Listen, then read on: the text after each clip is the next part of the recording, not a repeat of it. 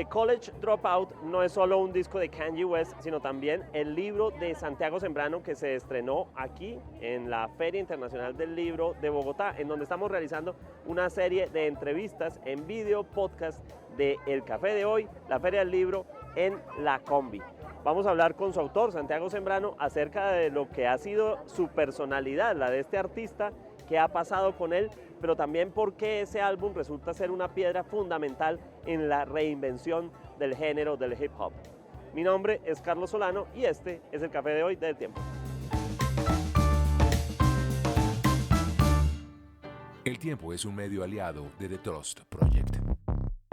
Hablar de rap y hip hop pues no es muy común aquí en el Café de Hoy, pero en esta edición de entrevistas de la Feria del Libro quisimos acercarnos a un trabajo que se llama The College Dropout, de Editorial Rey Naranjo, que recoge una exploración sobre una figura enigmática, para algunos problemática, que le gusta la sobreexposición, que ha generado un montón de escándalos en una escena en la que hace muchos años se veía con desdén, ¿no? El rap y el hip hop en Estados Unidos, pero hoy hace parte de toda la cultura en todas las condiciones sociales e incluso tienen un amplio poder los raperos en los premios Grammy y en toda la industria de la música, por no ir por allá también por la industria de la tecnología incluso.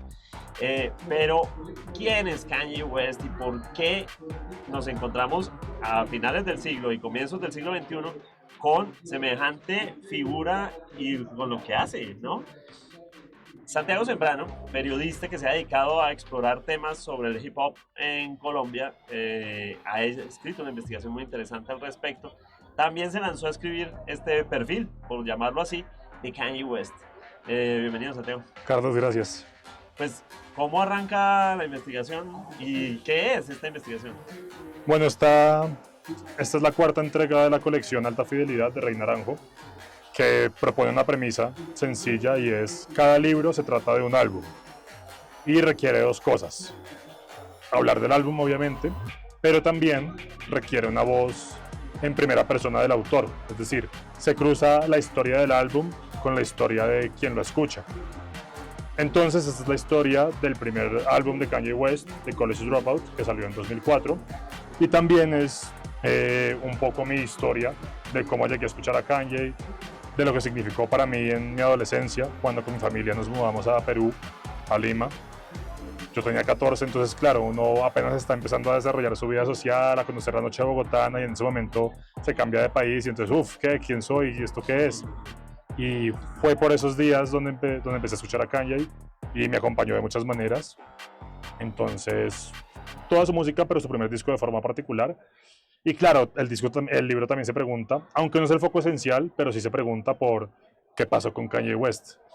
Ya era polémico, ya era controversial, claro, pero desde 2016 para acá ha sido un declive en el que se cruzan su salud mental, un ego desmesurado quizás, dolores que no ha podido superar, y bueno, declaraciones que más que altisonantes son ya casi discursos de odio, como su canción llamada Heil Hitler o todo lo que ha dicho antisemita. Y sin embargo, yo también creo que hay ahí como un grito de ayuda.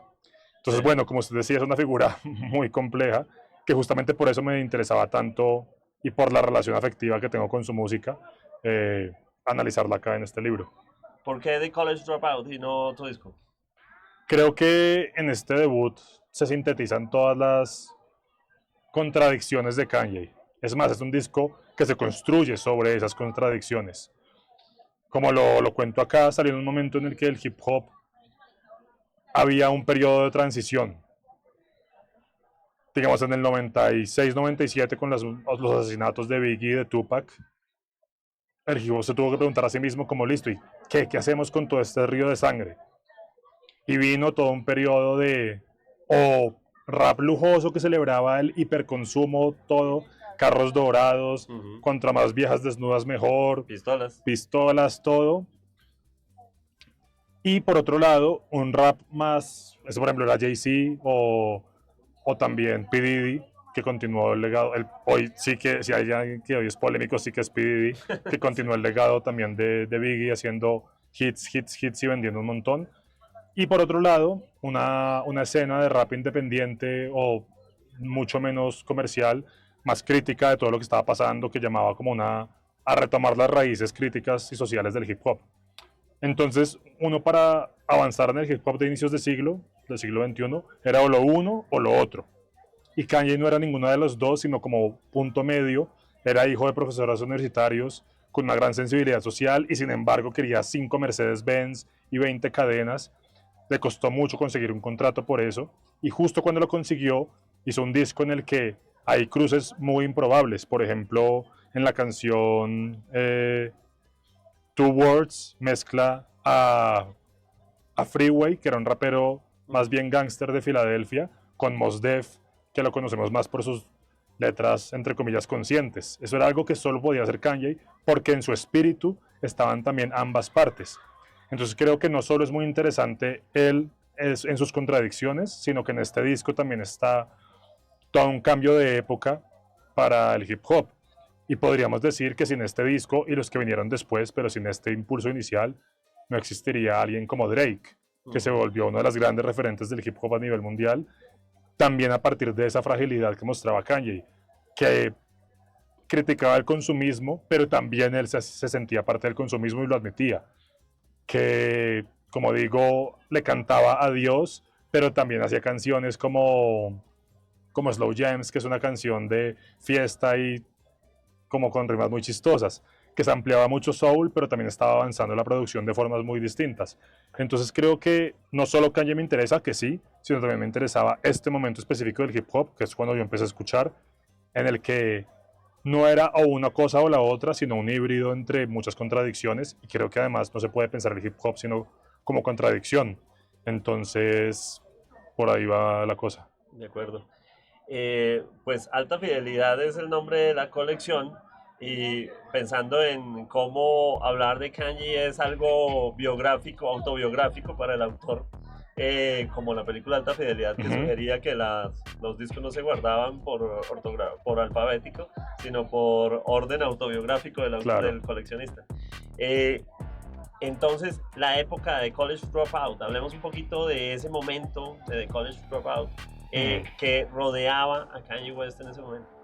Sí, bueno, él llevaba intentando conseguir un contrato discográfico muchos años. Le estaba yendo muy bien como productor.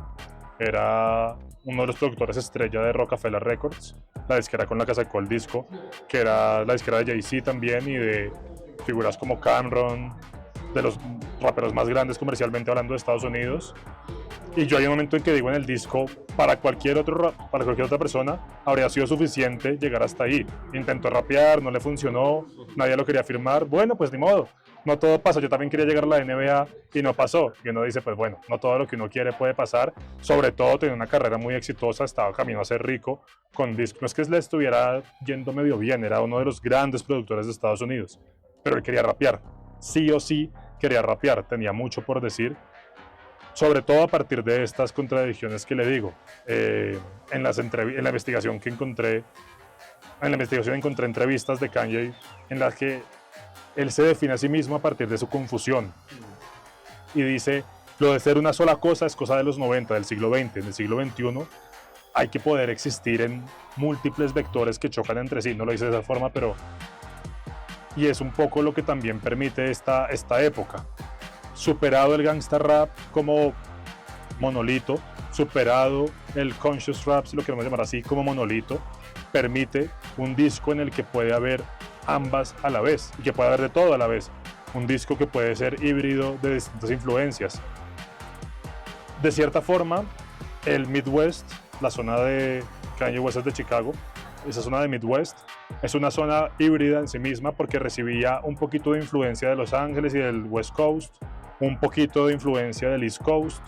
Kanye igual iba mucho más a Nueva York que a Los Ángeles, pero no tenía como una escuela tan definida como si pudieran tenerla un rapero neoyorquino o un rapero angelino. Y eso también le permitía reinventar una tradición sonora y lírica.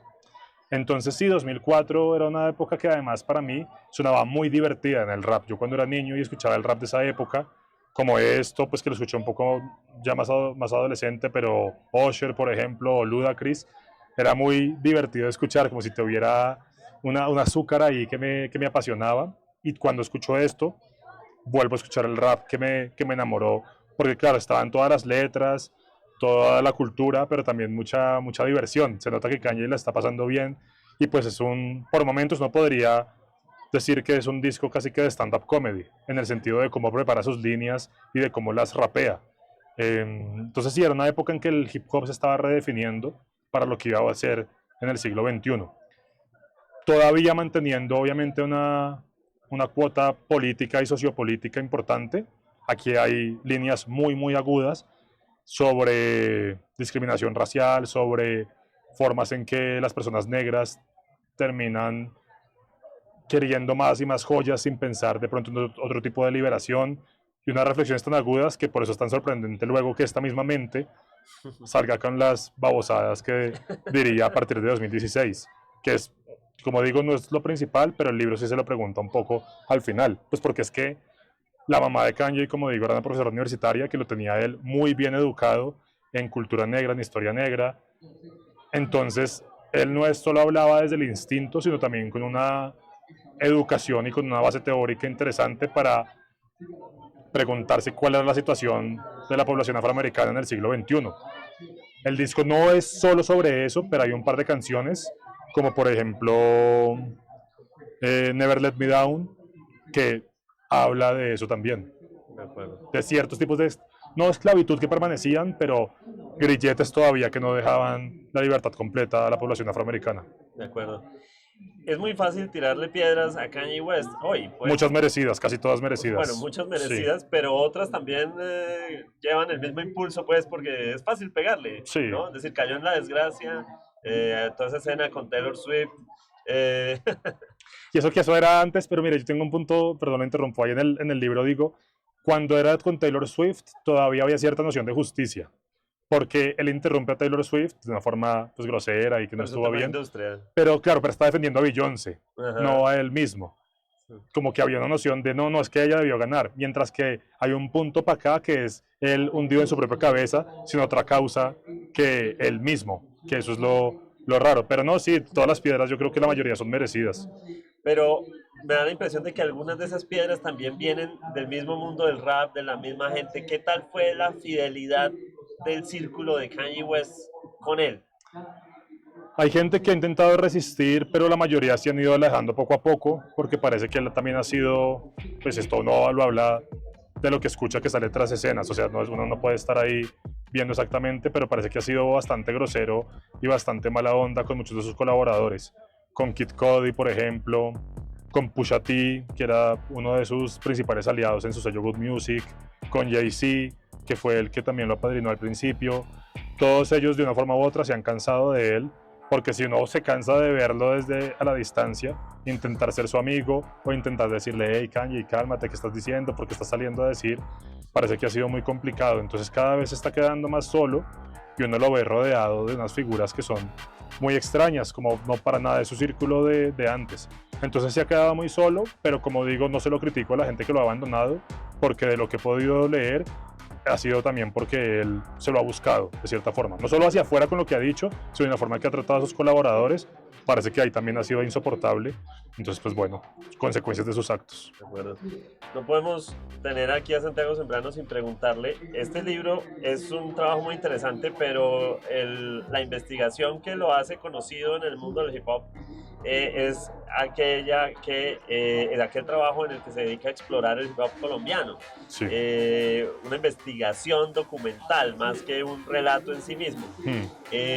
Cuéntenos un poquito de cómo ha sido hoy y después viéndolo hoy en perspectiva de ese trabajo. ¿Qué ha pasado con ese trabajo?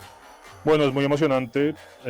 Este año estoy cumpliendo 10 años de periodismo, desde que nos conocimos en la escuela trabajamos juntos. Del tiempo.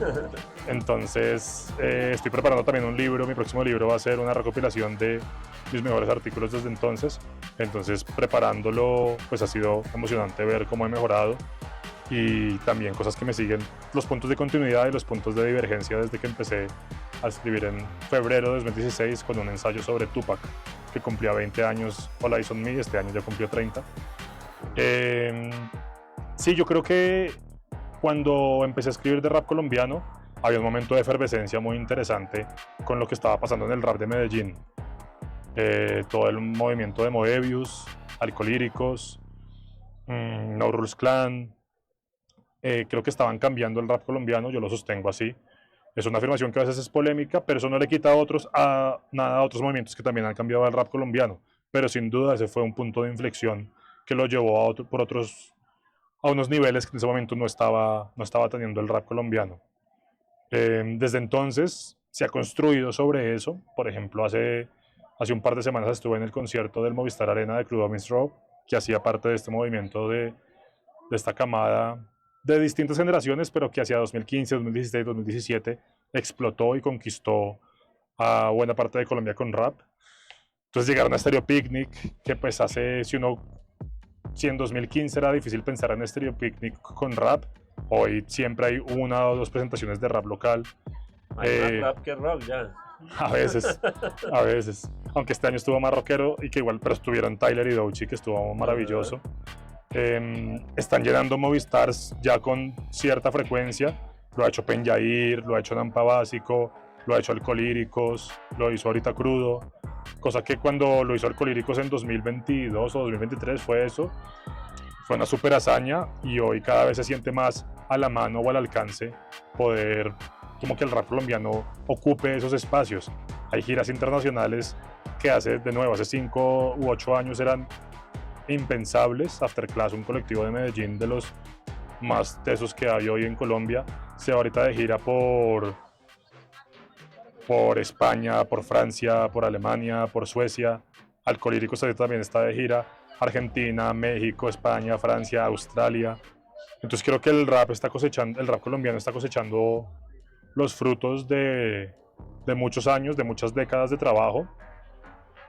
Y creo que siempre hay que recordar a los que pavimentaron el camino, a figuras como Tres Coronas, La Etnia, Laberinto, grupos que sin ellos no habría todas estas carreteras pavimentadas en las que se puede andar a 120 por hora, sino que ellos fueron los que fueron abriendo el monte para poder hacer un caminito de piedra apenas. Entonces sí, cuando pienso en eso siempre creo que hay que agradecer a los pioneros que permiten que esto pase hoy, pero sí, no, hoy el rap colombiano está en un buen momento, tan buen momento que a veces es jodido porque hay un viernes 4 eventos y uno dice a cuál voy, o no puedo gastarme, o también hay promotoras trayendo cada vez más grupos internacionales o de todo tipo de rangos.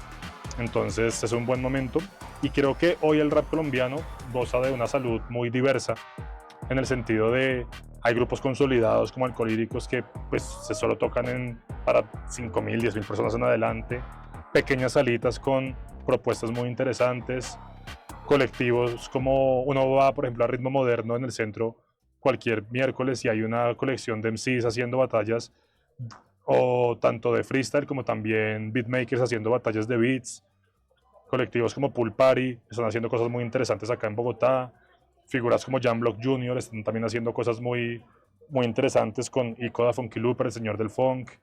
En Medellín está Oblivion's Mighty Trash y todo su parche, Isaac, Sabas también, y sobre todo lo más interesante ahorita es que se está descentralizando aún más. Hay parches en Cúcuta como el Scudetto con Fiallo y compañía, en Bucaramanga como el Nido, en Barranquilla como The Rec Room. Entonces lo que hace unos años era más bien, claro, Cali siempre ha tenido también su rap, pero lo que hace unos años parecía una escena bicéfala entre Bogotá y Medellín, creo que hoy goza de una salud que se expande por todo el territorio. No es que todo Colombia tenga un montón de rap, pero es muy distinto a como era incluso hace 10 años. Sí hay un know-how generalizado que ya no hay que venir a la capital o a Medellín para hacerse un discazo de rap. Y eso siempre es de saludar, pues porque contra más diversidad haya y más estilos y más jergas, por ejemplo con este man Fiallo, que es muy joven, 20 años, su disco el año pasado, Distinto, fue muy de los mejores de rap colombiano. Él trae mucha jerga nueva que no se escuchaba en el rap, y el rap es muy importante la jerga. Uno ya conoce la jerga paisa en el rap, conoce la jerga rola, pero este man en Cúcuta al parecer dicen mija, como uno dice parce, y yo no sabía eso. O rata también, o loca. Debe ayudar a rimar fácil, mija. Claro, claro. Entonces, Entonces, encontrar ese tipo de jergas es también lo que renueva y uno va entrando en otro tipo de mundos, porque al final el rap es muy microscópico. Uno más que entrar a un país o a una ciudad, entra a un pedacito de tierra en la que uno encuentra ese relato. Entonces, eso me alegra mucho del rap colombiano hoy. Buenísimo, Santiago.